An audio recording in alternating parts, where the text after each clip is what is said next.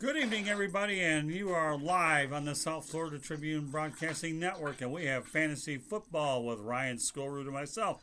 Ryan, I've missed you. Welcome back. It's good to be back, Scott. Good to talk with you. My permanent man in the rotation. We got to get this puppy started for a lot of our fans out there during the offseason. We're looking to bring on about once, perhaps twice a month as we get later into this deal, but at least once for the time being. And we're going to go out there and get to business right now. Ryan, we're going to call this the GOAT Impact. And using a baseball terminology, Ryan Skolrud is leading off. Well, obviously the biggest story, there's a lot of big stories that have come so far out of free agency since the last season ended. And obviously the biggest one is Tom Brady, after 20 years, is no longer going to be suiting up in a New England Patriots uniform. Now, there's been lots of speculation about what's going on about that, the reasons why he decided to leave, the fights or whatever, the disagreements between him and Belichick, which, you can kind of see coming for years now. A lot of that, I think, kind of came to a head, especially when they talked about, or when Jimmy Garoppolo got traded to San Francisco, and there were rumors that Bill Belichick was ready to move on from Tom Brady and hold on to Jimmy Garoppolo. Now, while some people would think that would be crazy, it completely fits into the way that Belichick has run this team for years. He has always been willing to move on from a veteran before it, quote unquote, seems like their time, in order to miss out on, in order to keep from, dealing with the declining star. And I think that that may have actually had some truth behind it, and that because of it, that maybe Tom Brady took a little offense to that. And so he has decided to move on. So, kind of talking about especially the fantasy impact of this. Starting with his new team in Tampa Bay, there are, you look at the wide receivers in Mike Evans and Chris Godwin. Chris Godwin obviously had just a breakout season this last year, and a lot of that was because of the gunslinger mentality of Jameis Winston. Now, with that came a lot of interceptions and a lot of, back and forth about, whether or not he actually should be the starter. And as we've seen now, he doesn't even have a job. So I think one of the things to look at is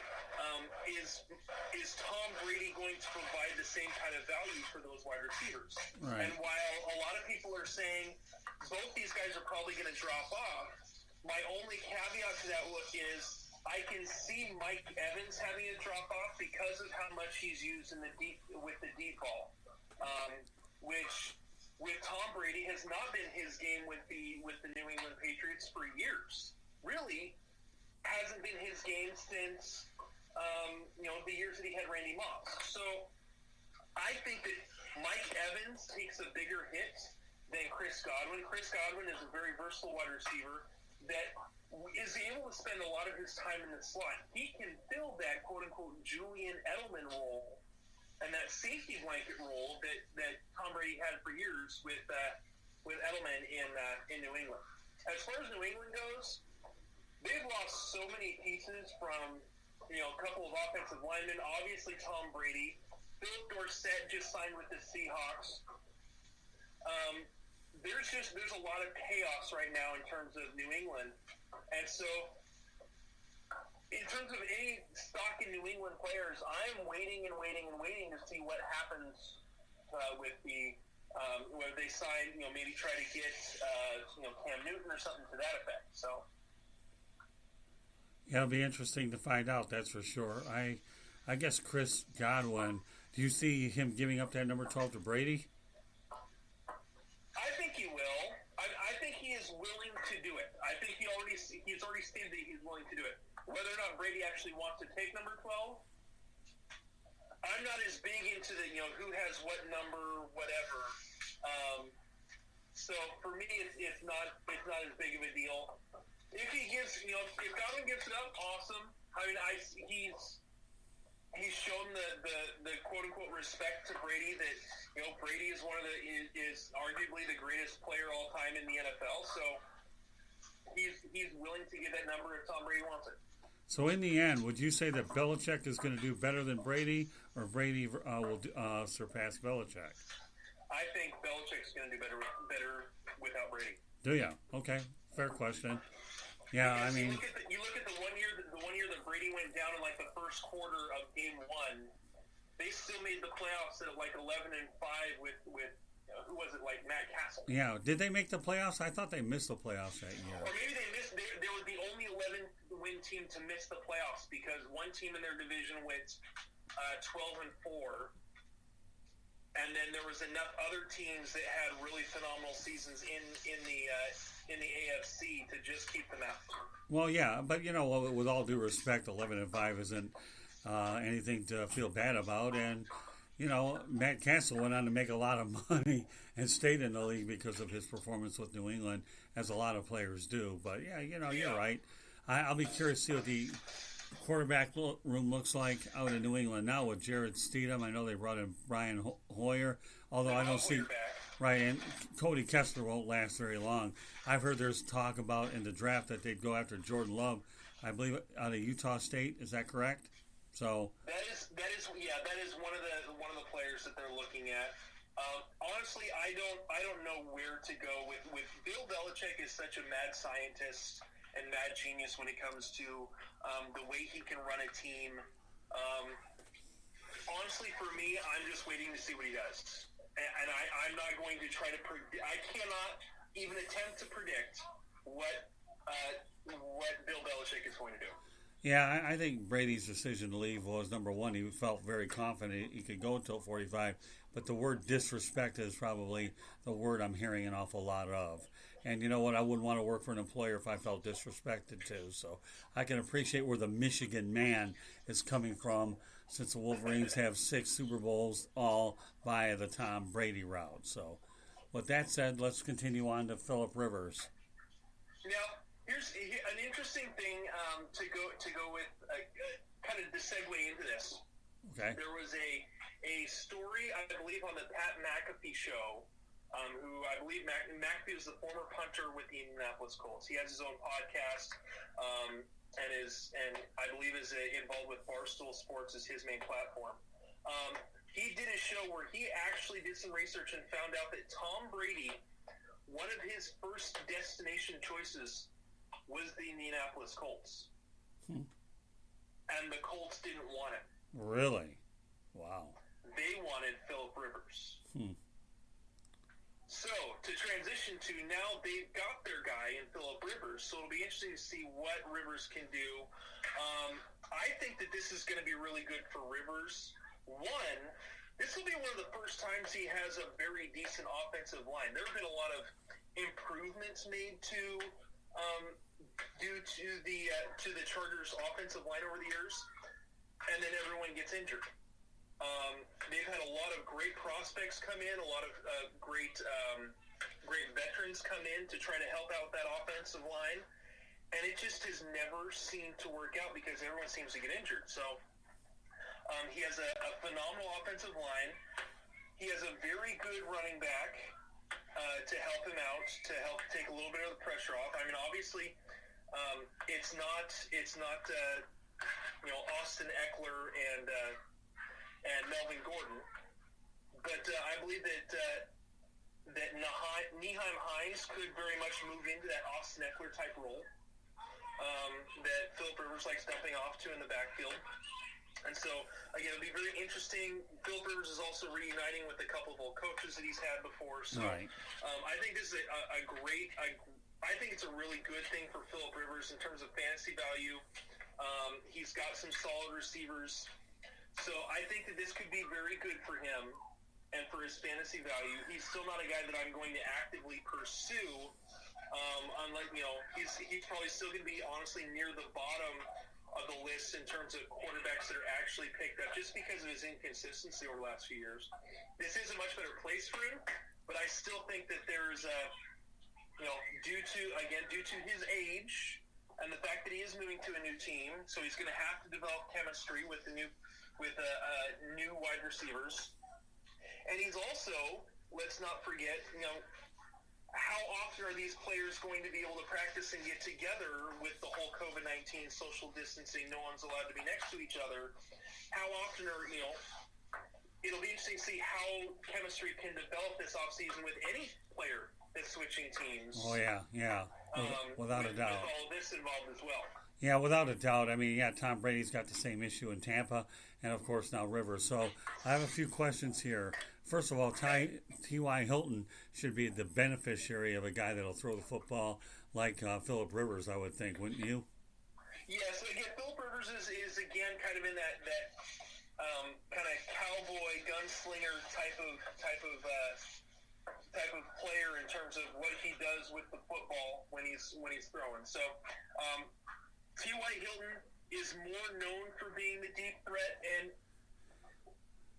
Phillip Rivers still has an arm. It's not as good as it used to be, but he still does have a bit of an arm. I think that they may try to retool how T.Y. Hilton runs his routes, and they kind of give him adds a little different things to his route tree to kind of help Phillip Rivers out, which I think would be good for both of them. So, all right, let's break down 4 veteran quarterbacks before we segue over to the worst trade ever. I know you're chomping a bit to get that. But I want to talk about Joe Flacco. I want to talk about Jameis Winston. I want to talk about Andy Dalton and Cam Newton. Any predictions where you think any of those 4 guys are going to go? No.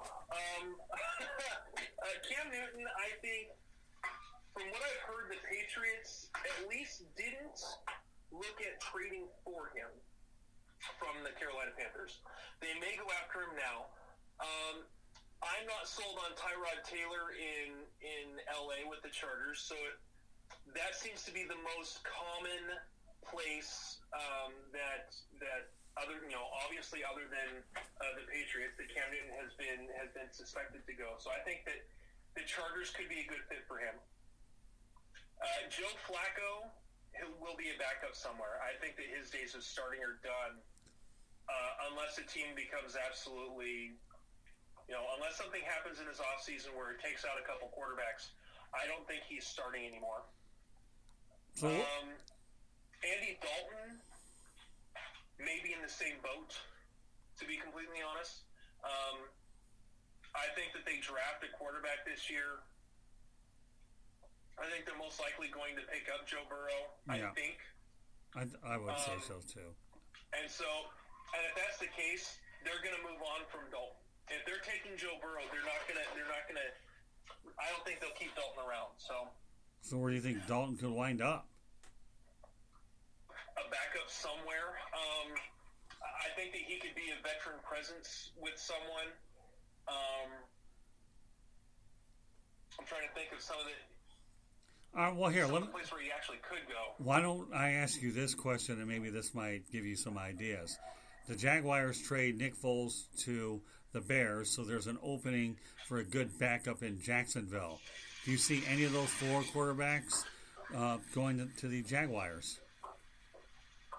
Not any of those 4. I think they're pretty sold on Gardner Minshew, like he was interviewed last year in his rookie season, and I think that he has enough of the ownership and the coaches' trust to be able to make a good enough step forward to keep things improving in Jacksonville. Yeah, well, I'm kind of wondering who the backup guy should be in Jacksonville. God forbid Gardner Minshew goes down. I mean, obviously Foles was certainly I wouldn't call his tenure in Jacksonville a complete failure, getting knocked out with a broken collarbone, and then the team had a broken spirit after a lot of things went wrong with numerous injuries, but that's just how things turned out. And I think now Foles is going to he has a chip on his shoulder to do well with the Bears, and Trubisky could be the backup. So I'd be curious to see how the Jaguars' backup situation plays out. Yeah, it would definitely be interesting. I mean, I could see them adding a Flacco as a backup. Right. Again, only as a backup on a lower deal of some kind. So. Well, initially I thought about Blake Bortles, but as time has gone on, I don't see a reunion there. I don't anymore. I don't see a reunion there if he's coming to be a backup. No, I think if Blake Bortles is going to stay in L.A., it'll be with the L.A. Wildcats in the XFL. Honestly, I think the Bortles would be great in the XFL, to be completely honest. Well, I wouldn't be surprised. I think it's enough of a. I think he has enough of an NFL. He has enough NFL experience and enough of a wild play style that it would go great in the XFL. And he's a nice guy, very even keeled, that kind of thing. And that's what I love about Andy Dalton. I think Andy Dalton, had a winning record when he left the Bengals. Unfortunately, his playoff wins and losses, you get a goose egg in the playoff department. But I still think Andy Dalton could be productive and a starter someplace. All it takes, as we all know, one hit and then you're done. So yeah. I'm not so sure write him off. Now, I know you're chomping at the bit to talk about the worst trade ever. The floor is yours. All right. I don't know. Okay, let me kind of rephrase this. I don't know if it's necessarily the worst trade ever, but it's pretty close. The Herschel Walker trade is one of the most infamous trades. No doubt about it. Oh, yeah. But I think it just goes to prove that the Texans made a mistake letting Bill O'Brien be the general manager. You look at what he got for Jadeveon Clowney last year from the Seahawks and Barkevious Mingo and then another, backup linebacker. Both guys that he got from the Seahawks for Jadeveon Clowney were backups, role players. That was it. And so now seeing that he gets David Johnson for arguably the number one wide receiver in the league, I understand there's also draft picks involved, but he's getting a running back that has been worn down the last couple of years with injury, has not been the same since he had that huge season with Bruce Arians as his coach. And this was a major gamble that we'll see if it pays off. But I don't see it. I think that they end up losing Deshaun Watson after this season once his rookie deal is over because of it. Well, I believe that. Not only that, I think they should have gotten the number one pick for DeAndre Hopkins. DeAndre Hopkins is that good of a player, and the Arizona Cardinals are better because of it. Now that you give Kyler Murray a weapon of this nature, along with an experienced hand like Larry Fitzgerald. Heck, think about it, Ryan, for a moment, okay?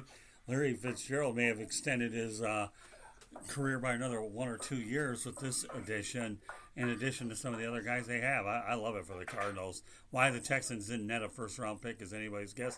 But Jadeveon Clowney, bring him up. And he only played in Seattle 1 year. I'm kind of surprised that he's still one of the few free agents out there. I really am. Now, unless the Seahawks plan to bring him there and the guy eats humble pie and realizes I'm not getting the cabbage that I thought I was going to get, I'll be curious to see where Jadeveon Clowney winds up. Back in Seattle, certainly not in Houston because I think he burned his bridges there badly. And I wouldn't really get on O'Brien's case so much for the Jadeveon Clowney trade as much as I would this one. I've got a problem with the Hopkins giving him away for pennies on the dollar. Yeah, and I agree with that. Jadeveon Clowney, I understand that there were definite issues there, and it seems, there have been rumors that there were issues with Bill O'Brien and DeAndre Hopkins. That being said, this was an awful deal. An awful deal. One of the things going back to Arizona, the Arizona side of this, another thing to remember, especially for fantasy purposes, is the fact that now that they have Christian Kirk, DeAndre Hopkins, and Larry Fitzgerald, Christian Kirk had a pretty solid season last year when he was healthy. We are now looking at Christian Kirk going up against the number 3 cornerbacks on most defenses. All right. So I think that really helps his draft stock this coming year. Could really help him put in a really, really productive season. Depending on how the Cardinals' offense can continue to adjust and build with Kyler Murray. Okay, fair point. Now you talk about the Herschel Walker being one of the worst trades. I'm kind of wondering, and I know we'll probably get to this in a little while, but I'm wondering whether or not the Bills gave up too much to get Stephon Diggs. They gave a lot of draft choices to the Minnesota Vikings. I would honestly, the Bills gave up more to get Stephon Diggs, really, than the Arizona Cardinals, or than the Arizona Cardinals gave up to get DeAndre Hopkins. Let's think about that one. Yeah. Well, I mean, I'm looking back at the Herschel Walker trade. How many draft choices did Dallas get for Herschel Walker? Jimmy Johnson, who, by the way, is not in the Ring of Honor, fleeced the Vikings is what he did. Yeah. We know history books dictate what we're saying, Ryan. Yeah, I mean, I think that the Bills gave up a bunch, and again, going to that, I think that Stephon Diggs, I think his draft stock in fantasy goes down a little bit because, yeah, Kirk Cousins has his issues, but if you look at what Stephon Diggs was able to do with Adam Thielen and the fact that they were able to play off each other and create openings for the other one, I don't see John Brown doing for Stephon Diggs what Adam Thielen did. Right, I agree. Especially with a person I think is a less consistent quarterback in Josh Allen. Right, I'm with you there. So I mean, Laquan Treadwell, who went down to Atlanta, was, in my opinion, a bust for the Vikings. So, and he was when I remember when he got drafted, he was a big question mark because of especially how slow his 40 was. He had a slow 40. You look at his game tape, he never really had the separation that you would hope for from a wide receiver, especially in a first-round pick. So, right. Yeah, he's definitely been a bust. Oh, yeah, without a doubt. The Vikings, if they're going to get that receiving core straight, they better do it through the draft because I don't know how many real decent receivers are out there now. So they better, when the draft is coming up in a few weeks, I hope the Vikings are looking into the draft wide receiver category, whether you have any in the first round, but I hear it's a really deep wide receiver class for sure. All right, so we go on from David Johnson switching teams. How do you think David Johnson, by the way, is going to do with the Texans? It all depends on if his back is healthy, because that's been the biggest issue these last couple of years is can he get his back healthy? Everyone said that, David Johnson's just been horrible the last couple of years. He's done. That could be true, but if he's done, it's not because he doesn't have the talent. It's because his back is not right. If his back is right and he is fully healthy, I think he goes back to being a very productive running back. Not as productive as he has been with Arizona, because of the fact that the Houston Texans don't really use their running backs in the pass game the way that David Johnson was. Right. So. Well, he's a banged up back. We'll just see what he's got left in Houston. All right, so from David Johnson, let's transition over to the running back carousel. We talked about him, but we have three other backs that I think we can talk about before we move over to the wideouts, all right? Todd Gurley to Atlanta. I actually predicted that was actually going to happen. The former Georgia Bulldog goes back to the Peach State. I actually think that could be a pretty good pickup for the Falcons. Again, it all depends on how the arthritis in his knee is. Right, so no, that's this true. This is one of those, I really think, for me, this may sound controversial, but I think that this is a lateral move from Donta Foreman to Todd Gurley. I don't think this is. The only difference is Gurley can run a little bit more up the middle, but I don't see this personally as a huge upgrade. So, it's cool to see that they're going to have an offense with, I think, 10 of the 11 starters were one-time first-round picks. Right. I'm not as confident in Todd Gurley really having a great season. Yeah, well, that's a TBD. There's no question about it. Anytime you have a guy with injuries, and he's had them the last couple of years, then you always wonder, you put the old question mark or questionable. I mean, questionable, not high on the injury list classification, but he is questionable in a sense, until he can have a great deal of durability and prove he's exactly what he is when he was in his prime. But, I think it's a low-risk move for the Falcons. So I'll be curious. At least they're trying to improve the position. Whether they did or not is anybody's guess. We'll find out in due time. So with that said, let's go over the Wisconsin graduate Melvin Gordon goes to the Denver Broncos. Well, at least he's staying in the division. Whether or not the Chargers are going to want to face him twice or not, he's going to be in the Mile City. So how do you feel that's going to turn out? Well, I think that this could be pretty good. They're really working on their offensive line. I think if Gordon again stays healthy, he's had his own health issues over his career. This obviously for me spells the end of Royce Freeman in Denver. Right. They talked a lot this last year. The Denver Broncos did about finding a running back to pair with Philip Lindsay. Philip Lindsay is obviously showed to be the better back of the two in the pro game. I don't necessarily see Lindsay take on kind of the Austin Eckler role. Obviously, they've signed Melvin Gordon to a big deal because he is the bigger back, the more premier type guy. So I think that this will definitely eat into Philip Lindsay's production, unless they can kind of get him more into that pass game role, which they just haven't used him in. I think he's capable. They just haven't used him in. So I think this will work out pretty well.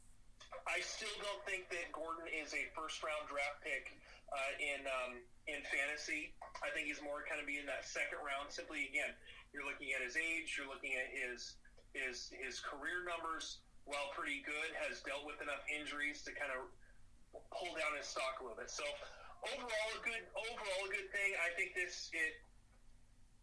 is again a kind of a sideways move for Gordon, and obviously is going to hurt Philip Lindsay a little bit. Okay, well, you talked about Howard going to Miami. Is this an upgrade for the Fish? I think this is an upgrade for them. After last year, they kind of back and forth with how that team was. I mean, they were so horrible all year. And then trading away Kenyon Drake. Drake is now staying in Arizona. I think that's going to be a good fit there. He showed, kind of what he can do last year in that offense. So having Jordan Howard in Miami, I think that he is enough of a solid back. I want to say from 2016 to 2018, he was the number one rusher in the league over those 3 years. So I think that he played very well last year in Philadelphia when given enough touches. He's not a guy that you can only give like 10 touches to in a game. He is a guy that he is going to need to run the ball 15 to 20 times, and if you give him the ball that often, he is going to start making people miss and start running people over. If he gets that kind of volume, I think this is great for Miami and for Jordan Howard's draft stock. Do you see the Dolphins snapping up a running back in the draft? Possibly. I think that they could, simply because, again, Howard right now is going to be their number one. Kalen Ballage obviously is not a running back option whatsoever, with his, negative yards last year or whatever it was. So I definitely think that they could most likely snatch up another running back just to, keep trying to, keep recycling as they go. Let me go back to my hometown, Detroit Lions. Obviously, they were hit by the injury bug last year. Kerryon Johnson, yet again, did not make it through a season healthy. So I know there's a bunch of free agents out there. LaShawn McCoy certainly tops the list. Carlos Hyde, Lamar Miller, to name a few. Do you see the Lions going after a running back in free agency and attempting to draft another guy? Because they got to get that running game straightened out.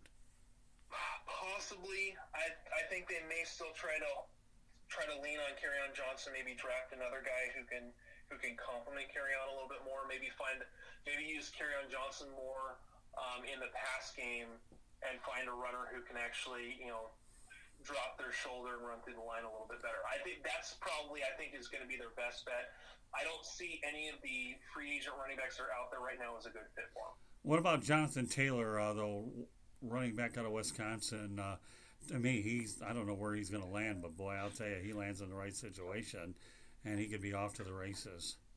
I think it would be a great fit, especially if they're using kind of the the thunder and lightning approach, that USC used to use back with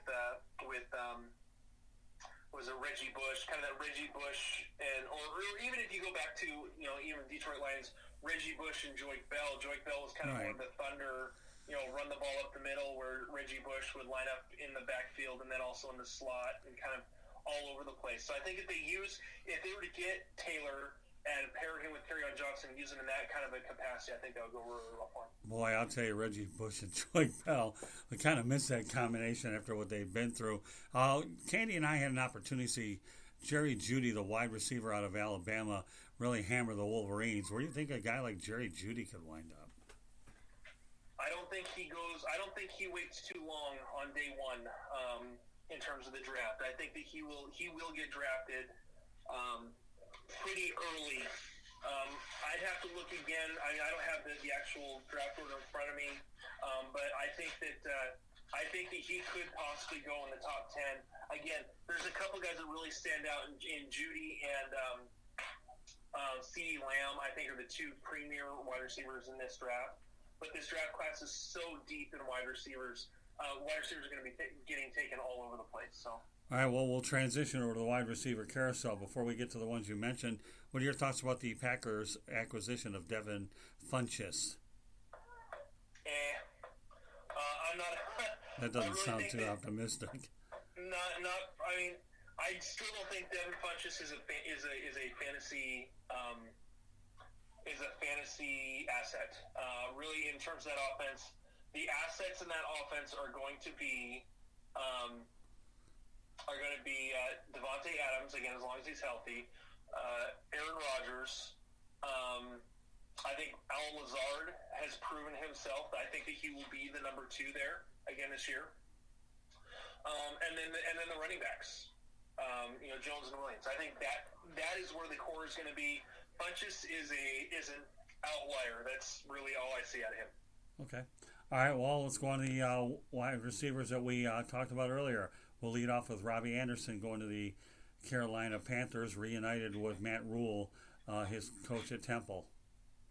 Yeah, it's interesting to see what Rule is going to do. I mean, he's brought in a bunch of players that played for him at Temple, including PJ Walker out of the XFL. So I think that Anderson could provide some value.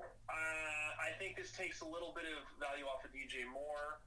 I think it really drops value on all their wide receivers, to be completely honest. Well, I don't see Teddy Bridgewater as a huge deep ball thrower, which is the main thing that Robbie Anderson does.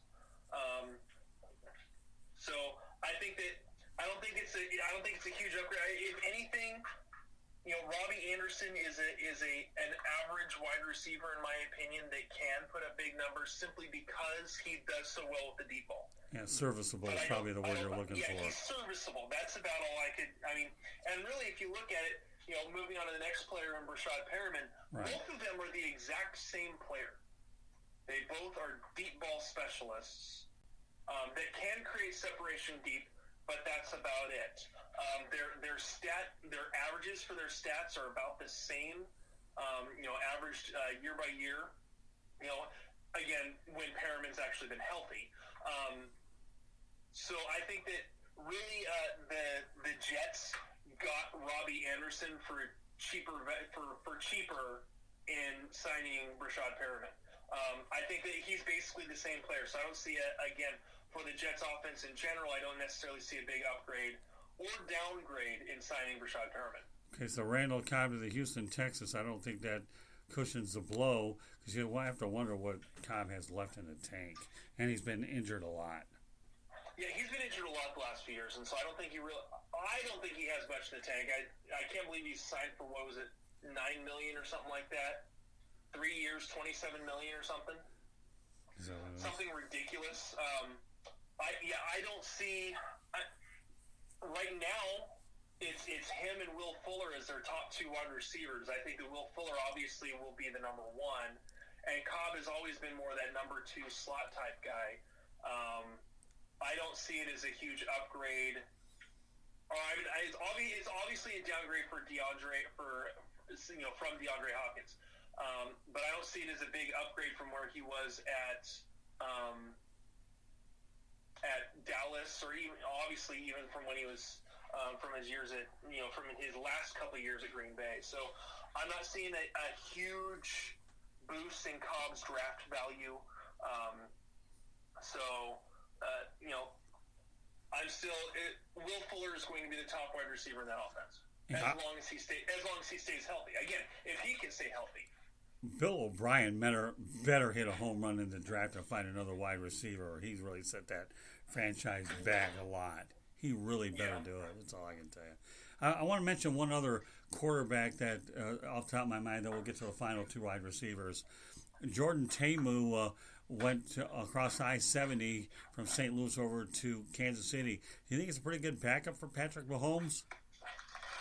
I think he's a solid backup.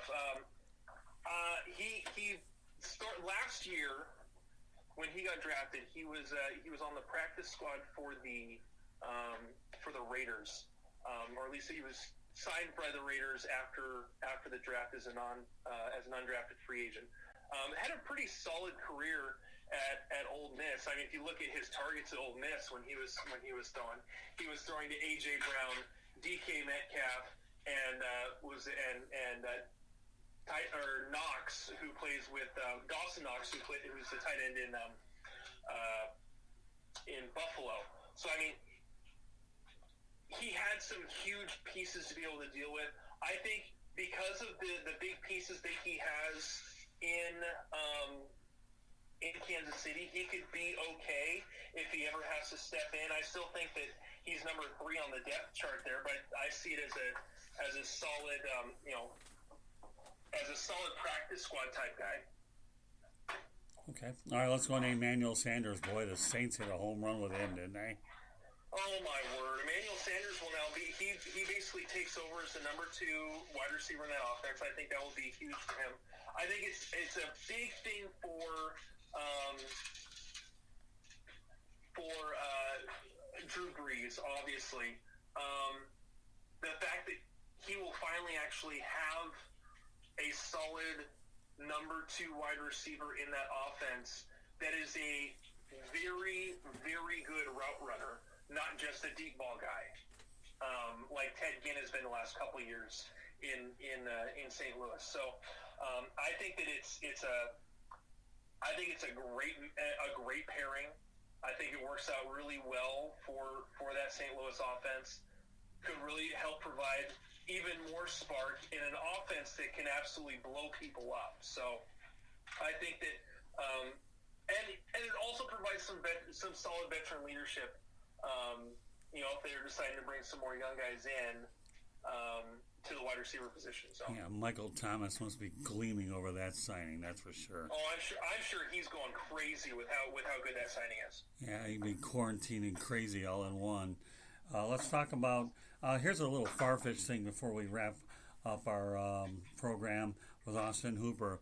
Do you think that Dez Bryant could ever make a comeback at this particular point? I know you don't. Okay, I know his last sighting was with the Saints. Just curious. Do you see any of these wide receivers out there that, or how do you see Jason Witten performing in Las Vegas? I think that he is a solid number 2 tight end. I mean, if you think about it, Darren Waller has always been more of a wide. I mean, he was converted from being a wide receiver, put on a little bit more bulk, played as tight end, and it really has worked well for him. I think that